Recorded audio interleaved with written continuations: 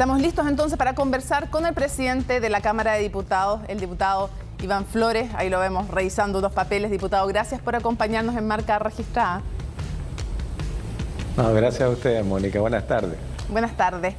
Quisiera que respondiera el principal cuestionamiento de cara a la opinión pública que le han hecho sus adversarios y quienes impulsaban la moción de censura en contra de la mesa, que es bueno explicarlo.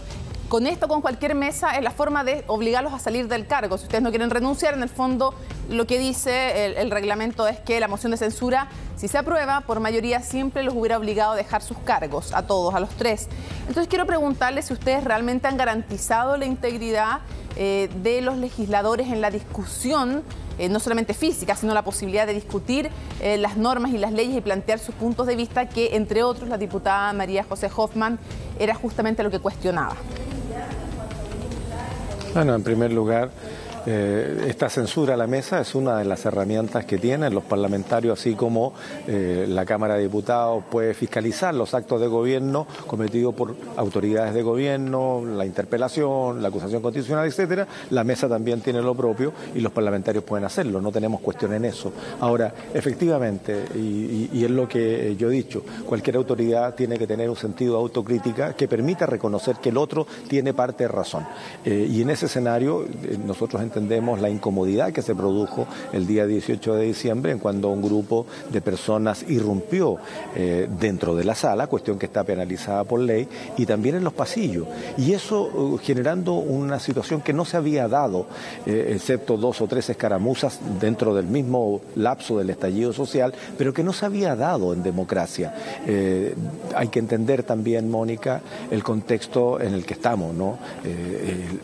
Chile está un poco revuelto, se han polarizado las discusiones, se han hecho actos de violencia en distintos lados y por distintas razones, y la Cámara no está exenta de eso. Lo que pasó el día 18, que es lo que desencadena esta acusación, tiene que ver sencillamente con el acorralamiento que hubo de algunas parlamentarias de partidos de gobierno, cuestión que lo supimos después, porque fue después de terminada la sesión, y sin embargo yo fui el primero en recriminar ello. Y al día siguiente, a la primera hora de la mañana, llamé a todos los jefes de comité y dijimos que íbamos a iniciar una investigación, que íbamos a darle continuidad porque una irrupción a la sala está penada por ley, por lo tanto hay que tenerse en las consecuencias, y segundo, que íbamos a buscar maneras de corregirlo. Ahora, la censura, sí, la escucho, sí. Una duda técnica, ¿de qué manera está penado por ley irrumpir en la sala de la Cámara de Diputados y con qué se castiga? ¿Cuál es el castigo? Bueno, efectivamente está penalizado. Dentro del hemiciclo donde se hace el debate legislativo, solamente pueden ingresar los parlamentarios adentro del hemiciclo y los ministros. Eventualmente la sala tiene que autorizar a otras personas. La irrupción violenta evidentemente no va a estar jamás autorizada y está penalizada, de tal manera de que es una cuestión que nos vemos obligados a darle seguimiento legal, no es voluntario. Aquí ha habido una falta y esa falta va a tener que ser tramitada como corresponda, pero no es el ánimo, en todo caso, Mónica, lo que nos motiva hoy día a intentar que la Cámara vuelva a la normalidad de asegurar un debate, de que en la Casa de la Democracia efectivamente se den todos los espacios para que la persona que piensa como quiera o exponer los temas que quiera, lo pueda hacer con absoluta libertad. Si no, ¿cómo? Si no, ¿cómo hacemos el debate? ¿Cómo hacemos la discusión que permita resolver un proyecto de tal o cual manera? Y eso es lo que tenemos que hacer, y yo me quiero centrar en eso. Lo que pasó, hoy día ya tenemos una censura que no fue aprobada, no hubo la mayoría para hacerlo, pero también nosotros recogemos, Mónica, lo que son nuestras propias responsabilidades. Estoy en este momento en mi oficina, estamos revisando una serie de procedimientos que vamos a tener que implementar de tal manera para que en forma tranquila, no de manera ni policial ni militar, tendremos que asegurar entonces el buen comportamiento de quienes acceden a este edificio, porque esta es la sala de la discusión, es la sala del debate, a veces apasionado, pero que no puede terminar en enfrentamiento ni tampoco en acorralar a nadie. Entiendo que ninguna agresión es válida, todas son condenables. Eso me parece evidente, ningún amedrentamiento tampoco, pero quería preguntarles que me quedó pendiente el tema de cuál es la sanción por irrumpir violentamente en la sala de la Cámara. Eso lo verá el Ministerio Público, Mónica. Nosotros tenemos la obligación de presentar los antecedentes allá. Y eso se hace automáticamente a través de la Secretaría General. No es una cuestión que dependa de la Presidencia ni tampoco de nadie. Quería saber si usted sabe legalmente cuál era la normativa. Solamente quería saber eso. Bueno, está hoy día en la norma y será el Ministerio Público quien la aplique, tal como lo hemos hecho en otros casos en donde han habido algún tipo de agresiones o se han lanzado objetos y producto de los sistemas de seguridad que tiene la corporación, las personas han sido identificadas y se ha debido recurrir al Ministerio. Son ellos, diputado, los que tienen que calificar. ¿Qué le parece que haya asesores de parlamentarios que insulten a otros parlamentarios, que es específicamente lo que ocurrió con una asesora del diputado Gutiérrez hacia el parlamentario Pepe Auto? No me parece y no me parece que ninguna persona, en primer lugar, deba recurrir a la violencia para hacer valer su opinión. Mucho menos cuando se trata de una persona que es financiada en su sueldo, en su salario, por el presupuesto de la Cámara. Lo que pasa es que nadie supuso, Mónica, de que esto podría ocurrir por parte de personas que trabajan con la corporación. No son funcionarios de la corporación, pero sí son pagados por la corporación a través de las asignaciones que se le entregan a los parlamentarios. Se ha apelado.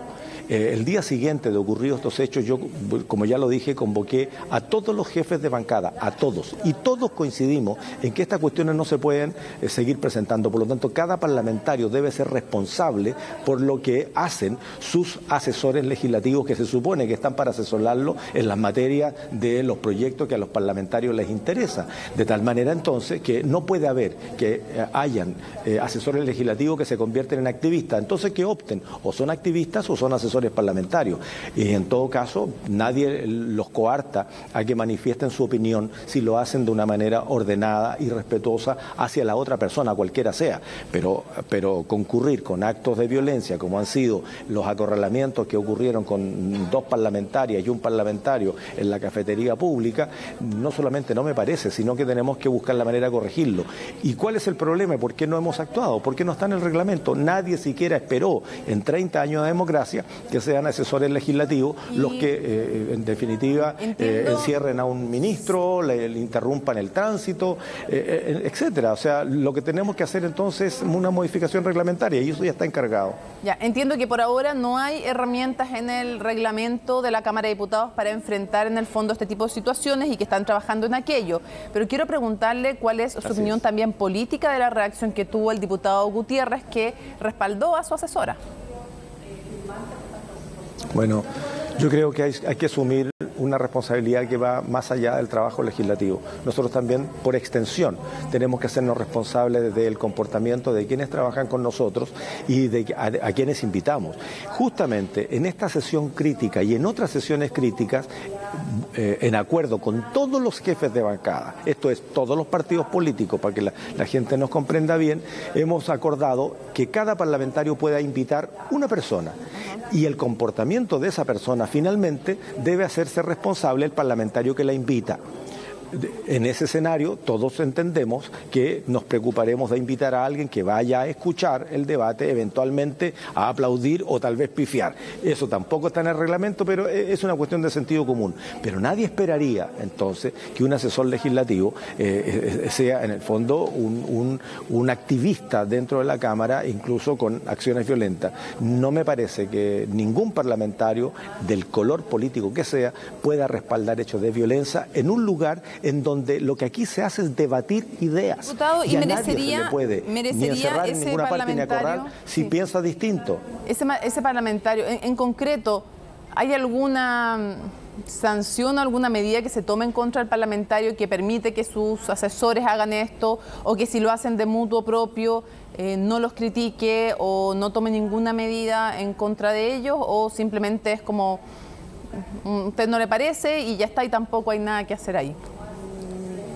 No, estábamos, a ver, vuelvo un poquito para atrás, Mónica. Cambiar también el reglamento. Esto nadie lo esperó, porque nadie esperaría que un parlamentario justifique una acción violenta de alguien que trabaje con uno, independientemente de la historia personal. Nadie puede decir que esta persona actúa de tal o cual manera porque sufrió violaciones de los derechos humanos, porque algo le pasó en la vida. Eso no justifica la violencia contra otra persona, especialmente contra otro parlamentario o contra otro funcionario. Gutiérrez. Lo que no queremos, me refiero a todos, Mónica, porque no solamente puede ser... Se está refiriendo a la justificación. Sí, pero se está refiriendo a la justificación que dio el diputado Gutiérrez. Sí, me estoy refiriendo a esa justificación también. Pero aquí tenemos de todo. Tenemos parlamentarios que han invitado a gente que ha reaccionado de manera violenta. Okay. Tenemos otros parlamentarios que ingresaron, personas sin permiso, te fijas, por el subterráneo. En fin, aquí estamos analizando todo el escenario porque necesitamos reglamentar esto, porque no puede volver a ocurrir. Todos funcionamos de buena fe en base a lo que era la tradición democrática de este Congreso Nacional, y resulta ser que hay algunos que lo han vulnerado. Entonces, si no es por mutuo propio, tendríamos que reglamentarlo. Así de simple, y esperamos que el reglamento se cumpla. Tengo esa tarea y la voy a cumplir antes de que termine mi periodo en la presidencia. Quiero llevar al otro tema. ¿Se justifica la acusación constitucional en contra del intendente Guevara? ¿Usted la apoya? Primero veamos el texto, porque, a ver, aquí tengo una preocupación. Es que independientemente de que conseguir las firmas que se requieren para una acusación constitucional o para una interpelación, que es una cuestión que está reglamentada, el asunto es si nos vamos a transformar no solamente en una Cámara que utiliza sus herramientas de acuerdo al mandato constitucional, o vamos a seguir haciendo votaciones políticas o puntos políticos.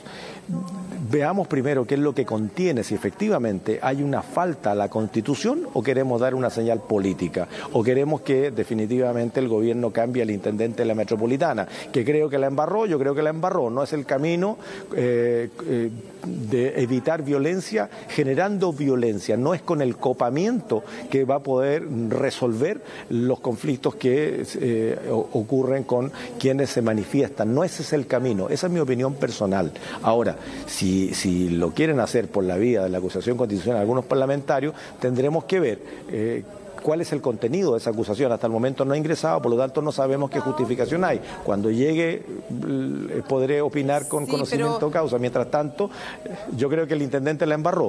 No sé si hay más antecedentes que desconozcamos que permita efectivamente justificar una acusación por faltas a la obligación constitucional. Ya, pero hay un hecho que es de público conocimiento, que es una de las fundamentaciones, es que este copamiento preventivo...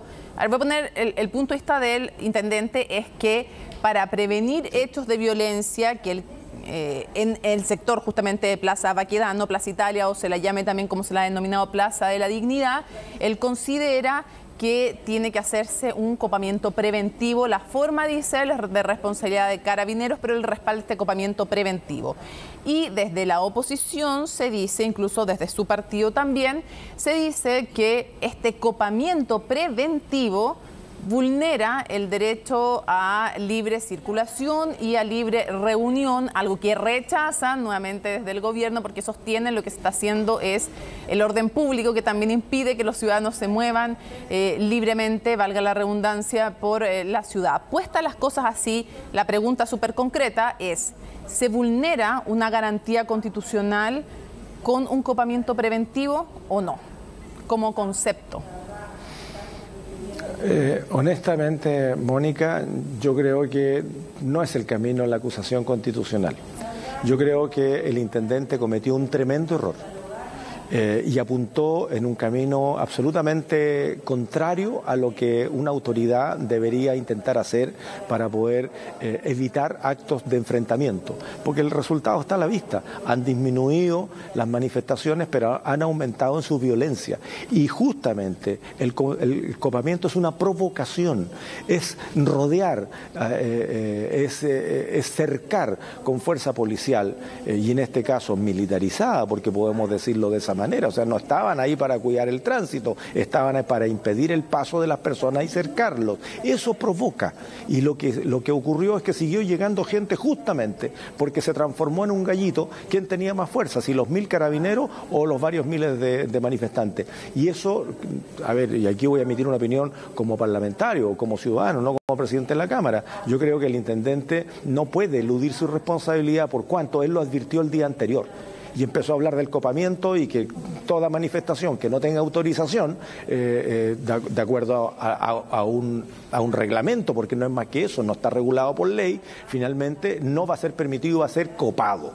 Con esa advertencia lo que hace es un desafío a quienes hoy día están en un Chile muy desigual, están molestos con lo que ocurre y se sintieron provocados. Era evidente que esto iba a ocurrir y ocurrió.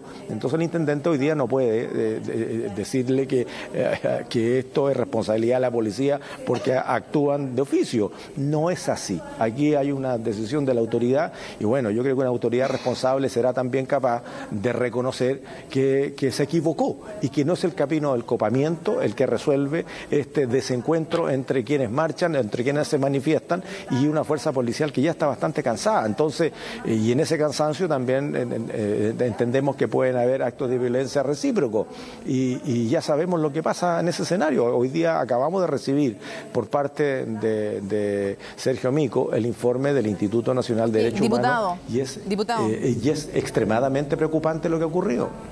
Lo entiendo, pero usted, a pesar de eso, comenzó su intervención diciendo no es el camino la acusación constitucional. Planteó todas las críticas que tenía hacia el intendente Guevara, pero dijo, creo que no es el camino la acusación constitucional. ¿Por qué, a pesar de las críticas que tiene, cree usted que no es el camino la acusación constitucional? Veamos con qué se argumenta una vez que sea presentada finalmente y formalmente la acusación. Con los dos argumentos que usted me ha dicho, que es lo que se ha conocido públicamente, creo que no hay argumento suficiente para destituir a una autoridad del segundo nivel jerárquico o del tercer nivel jerárquico.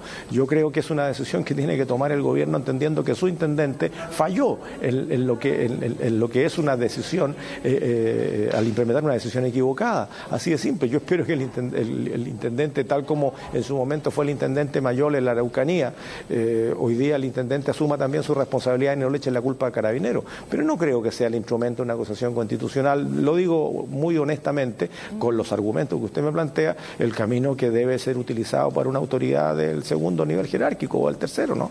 Ya, o sea, ¿usted cree que él debería dar un paso al costado, se le debería pedir la renuncia, pero no debiera ser vía una acusación constitucional que deje su puesto? ¿Eso es? Es lo que he dicho, con los argumentos conocidos públicamente a la fecha, sin ver el escrito, yo creo que no es un argumento tan de fondo y tan sustantivo como para poder sostenerlo. Yo creo que el intendente tiene que asumir su responsabilidad y decir, bueno, aquí hemos tenido un acontecimiento importante, grave, de violencia en la Plaza de la Dignidad y tendrá que asumirlo, pues, y bueno, a nosotros nos pasó con la censura a la mesa. Nosotros hemos dicho al principio que toda autoridad debe tener un sentido de autocrítica.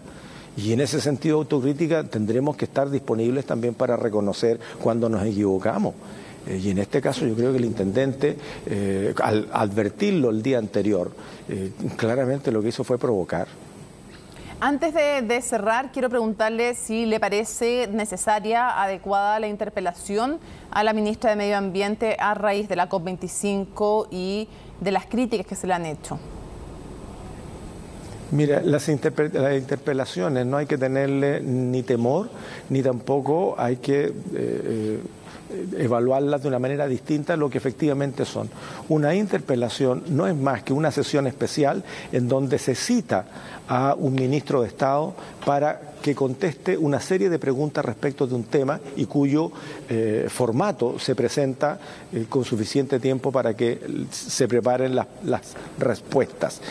Son preguntas de interés general, son preguntas de interés abierto, de tal manera de que cuando se cita un ministro de Estado debería ser para poder responder preguntas que le interesará también, no solamente al Parlamento, sino que a la comunidad de saber. Yo no tengo ningún problema con eso y no solamente la ministra del Medio Ambiente va a ser interpelada, sino que la próxima semana tenemos 3 interpelaciones al ministro del Trabajo, al ministro de Salud, entre otros, ¿no? Y a mí me parece bueno que esto ocurra porque tienen que dar respuesta y eso se hace en un clima de respeto, debería hacerse y nos vamos a preocupar de que eso efectivamente ocurra. Y el ministro puede salir airoso si contesta bien o puede salir abuchado si contesta mal. Todo depende de la calidad de la respuesta, que es lo que queremos saber. Si no son preguntas por preguntar, se le van a preguntar cuestiones que son atingentes a la administración de su cartera, ni más ni menos. Para cerrar, ¿usted concuerda con el presidente de la República y qué le pareció la frase de que lo peor de la crisis ya pasó? Terrible, pues. ¿Cómo voy a concordar con eso, Mónica, cuando todos sabemos que en estos días de Navidad, en donde la familia se encuentra, las marchas, las manifestaciones han disminuido, pero por ningún caso uno puede interpretar de que esto terminó? Y ojo con esto, porque es extremadamente complejo que el presidente de la República asuma esa situación como que aquí ya no hay que preocuparse porque la gente ya se cansó, con las respuestas que hubo ya están todo el mundo conforme. Eso es extremadamente peligroso, porque también, igual como se equivoca el intendente diciendo que van a copar y de aquí para adelante las marchas van a ser todas controladas con el acompañamiento policial, el presidente se equivoca y también desafía cuando dice, mire, lo peor ya pasó y aquí ya estamos entrando en normalidad. No es así, porque ninguno de los temas que verdaderamente le importan a la comunidad, excepto el proceso constituyente que, ojo, nació y terminó en el Congreso Nacional, porque cuando el estallido parte el 18, nosotros el día 29 acordamos con el presidente del Senado sumar a los 2 presidentes de las comisiones de Constitución y empezamos a trabajar. A la semana siguiente parten los alcaldes con el primer plebiscito que no se pudo hacer como tal porque Cervel no lo tenía regulado. Y finalmente se termina el trabajo de las 2 comisiones con este acuerdo de paz que firmaron también, aparte de las comisiones, los partidos políticos. El presidente de la República el lunes pasado lo que hizo fue promulgar lo que el Congreso Nacional había decidido por decisión política. Pero ojo, las manifestaciones ciudadanas tienen otro objetivo aparte de crear esta nueva casa común que es la nueva Constitución. Es la agenda social, es el nuevo pacto nacional que debemos tener las chilenas y los chilenos de aquí para adelante en a lo menos 3 materias que son muy importantes. Una reforma estructural a las pensiones. No basta con subirle el 50% a los pensionados del Pilar Solidario o del Fondo Previsional Solidario. El mejoramiento integral de la salud pública, eso es un escándalo, como hemos venido transitando. Digo, porque también los gobiernos nuestros, los de la oposición hoy día, y un salario mínimo. Y de esto no sabemos nada todavía. Entonces decir que esto ya pasó es generar un desafío cuando las respuestas a esas 3 demandas principales no han avanzado nada. Eso es extremadamente peligroso. Y un rebrote puede ser más peligroso. Sí, el presidente dijo que sabía que no se satisfacía todo con la agenda social y anunció que vienen reformas, pero válido poner ese punto, así como usted también pone el suyo respecto a las opiniones del presidente. Quiero agradecerle, diputado, que nos haya acompañado en Marca Registrada. Y no le pienso desear nada porque es mala suerte, así que nada de mañana todavía. Bueno, si usted me da la oportunidad, le desearé yo buena suerte, pero a partir del 2 o del 1 en la noche. Me mató, pero ¿cómo? Ya, después. Vamos a hacer como que esto no pasó. Ya. No, dije después. Después le voy a sí, desear. Ni un problema. Ahí se aceptan WhatsApp y felicitaciones. Ya. Gracias, que esté muy bien, diputado. Muchas gracias.